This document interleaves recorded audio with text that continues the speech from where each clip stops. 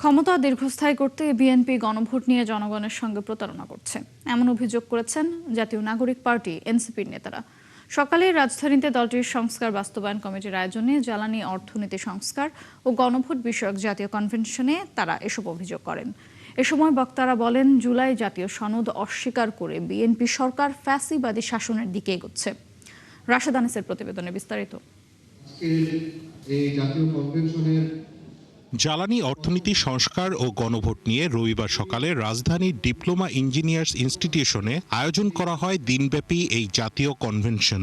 এনসিপির সংস্কার বাস্তবায়ন কমিটির আয়োজনে প্রথম সেশনে অংশ নেন দলটির শীর্ষ নেতা ও রাজনৈতিক বিশ্লেষকরা। বুঝতে পারছেন যে মানুষ এটার বিরুদ্ধে গেলে আপনাদেরকে ভোট দিবে না। এই সময় এনসিপির যুগ্ম আহ্বায়ক সারোয়ার তুষার বলেন, সংসদে স্বরাষ্ট্রমন্ত্রীর বক্তব্যে পরিষ্কার হয়ে গেছে বিএনপি আর জুলাই সনদ বাস্তবায়ন করবে না। সংসদকে প্রতারণার সংসদ আখ্যা দিয়ে আরেক নেতা হান্নান মাসুদ বলেন, সরকারি দল জনগণের সঙ্গে বিশ্বাসঘাতকতা করেছে। জনগণ আপনাদেরকে বিশ্বাস করছে, আপনারা সেই বিশ্বাস ভঙ্গ করতেছেন এবং সেই বিশ্বাসের জায়গা থেকে সরে আসতেছেন। যে ধরনের সংস্কারে আমরা রাজি হয়েছিলাম, পুরো বাংলাদেশ রাজি হয়েছিল, সম্মত হয়েছিল নির্বাচনের আগে, সেই সংস্কারগুলো আর বিএনপি করবে না। আর এনসিপির সদস্য সচিব আক্তার হোসেনের অভিযোগ, ক্ষমতা দীর্ঘস্থায়ী করতে জুলাই সনদ নিয়ে প্রতারণা করছে বিএনপি।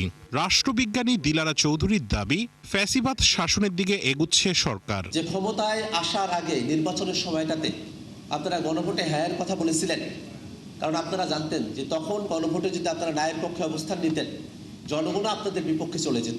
এই সমস্ত সংস্কার এবং জুলাই সনদ, গণভোট, এগুলি এই বিএনপির মানতে হবে। না মানলে পরে কিন্তু আমরা আবার ঠিক হাসিনা সেই সরকারের দিকে আমরা ফিরে যাব। দ্বিতীয় সেশনে অংশ নেন দেশের অর্থনীতি খাতের বিশ্লেষকরা। আলোচনায় অংশ নিয়ে এনসিপি নেতা হাসনাত আব্দুল্লাহ ও সার্জিস আলম বলেন, সংস্কার যে কোনো মূল্যে বাস্তবায়ন করা হবে।